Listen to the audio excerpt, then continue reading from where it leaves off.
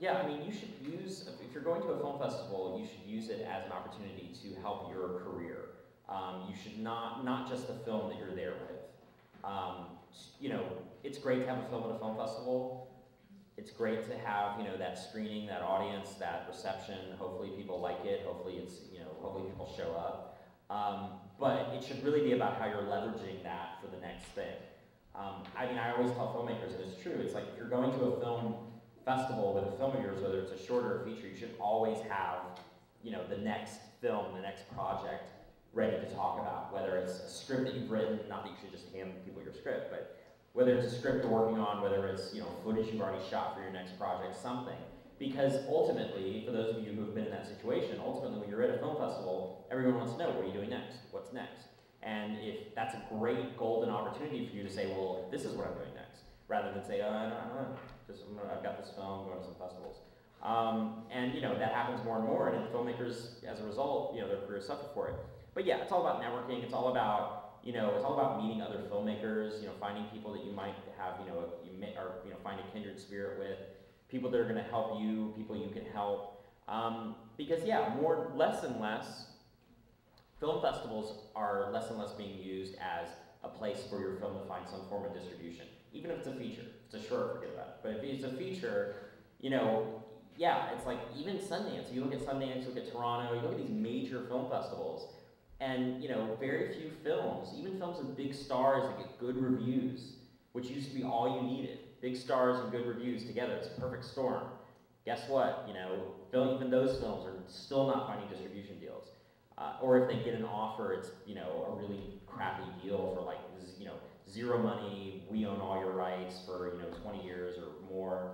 So you shouldn't really focus on the distribution of your film when you go to film festivals, in my opinion. You should really focus on the publicity angle, because I think that that's important, especially for, you know, new American films that don't have, you know, Brad Pitt in them. Which I'm sure some of you have Brad Pitt in your movie, but you know, it's just something that you should really think about as you go forward. And I think that you should have fun with it. You should really, you know, be smart about it too. You know, you should not spend a ton of money submitting to film festivals. It's a waste of money. It's a racket. It's a scam. You know, I mean, the film festivals, I would say 99% of the film festivals out there earn the submission fees you're paying, but you know, you don't necessarily have to submit to every single film festival, especially if you have a feature film. My best advice to filmmakers when they submit is, you know, submit to a couple of film festivals, just a couple, like 2 or 3. See what happens. You get into one of those, you get into all those, you know, kind of ride that out, and odds are film festivals you were going to pay entry fees for down the line are going to come calling and request to see your film free of charge. So, you know, that would happen all the time with me at South by Southwest. I would see a film at, you know, AFI Fest, or you know, or you know, or it would be at the New York Film Festival, or you know, something in the fall, or Woodstock, or Hamptons, and I would be like, hey, can I see your movie? And they're like, well, I actually submitted it. Can I have my $30 back? I'm like, no, like you submitted your movie already. So you know, just keep that in mind as you go forward. Most important thing I can tell you right now is, if like any kind of deal comes your way, any kind of deal, whether it's like a TV deal for like you know.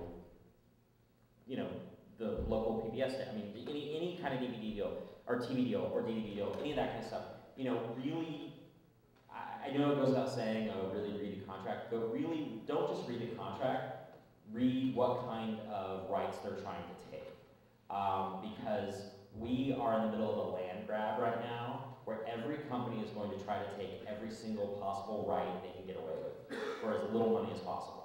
The terminology, like technology known now and, you know, unknown until the future, all that kind of stuff, you know, act of God, kind of like, we might, you know, Jesus Christ might come back to earth and create a time machine that allows movies to be embedded, you know, I mean, they're going to try to work that into their deal somehow, so that when that happens, they can do that.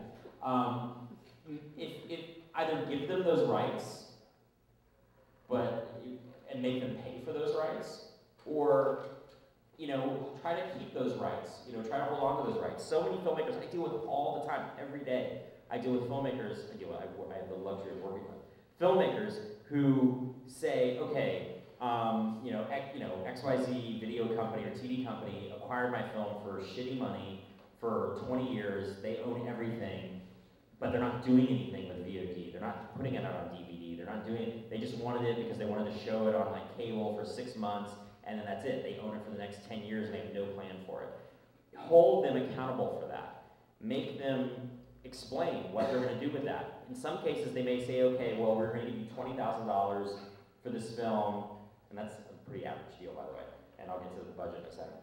So we're going to give you $20,000 for this film for a couple years, and say, okay, well, are you going to make it available on iTunes? And if they say, no, we don't really do that, but we want to own those rights, then say, okay, well, give me $15,000 and let me go try to make $5,000+ myself on one of these places. You know, that kind of stuff. You really have to think about that stuff.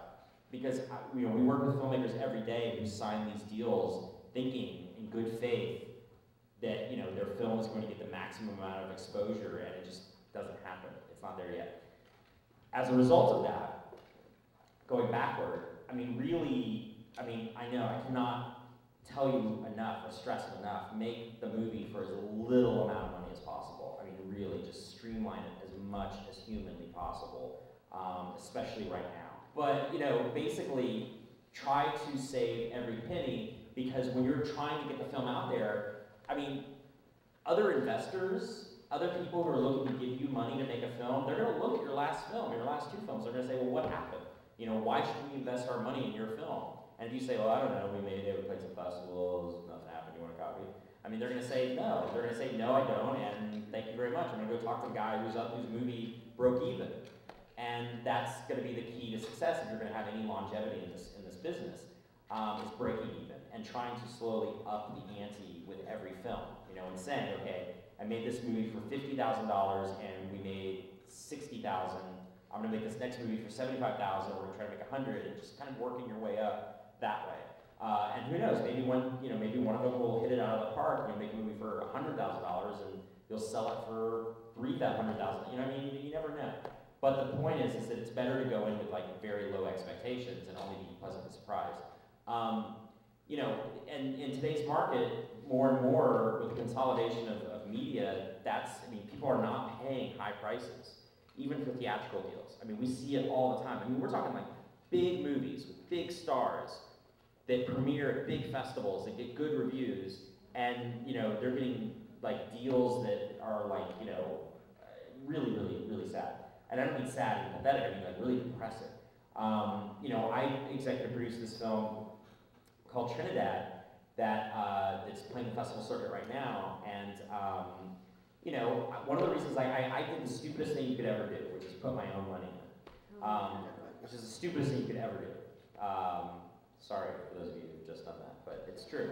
You probably agree with me. You're probably like, yeah, it's pretty fucking stupid. I wish, you know, and now that the economy's where it is, I'm like, why did I do that? Yeah, I got money to burn. And I'm moving to New York, you know, it's a perfect storm of stupidity. Anyway, does anyone want to be my accountant? But the reality is that one of the reasons why I invested in this movie was because I asked them what the overall budget was going to be. They told me the overall budget, and I thought to myself, okay, well, what do we need to make to break even? It was like mid to high five figures for a documentary feature. That's a pretty safe investment. It's a pretty safe investment for a documentary. It's like you can, you know, it's well done. We put it that way, or reasonably well done. You know that somehow, somewhere, whether it's one deal or 2 or 3 deals, you're gonna make mid to high 5 figures down the road. So that was why I invested. There were other films that I talked to. They're like, yeah, we're making this documentary about this really political subject, and you know, ultimately the budget's probably going to be like $800,000. And I was like, no, hell no, because that's just. I mean, I talked to filmmakers who were like, yeah, we're making a documentary. We're trying to raise $1.5 million. I'm like, whoa, like you're trying to make 10 documentaries? Because like that's basically what you should be doing with that amount of money. Let's thank Matt. Thanks.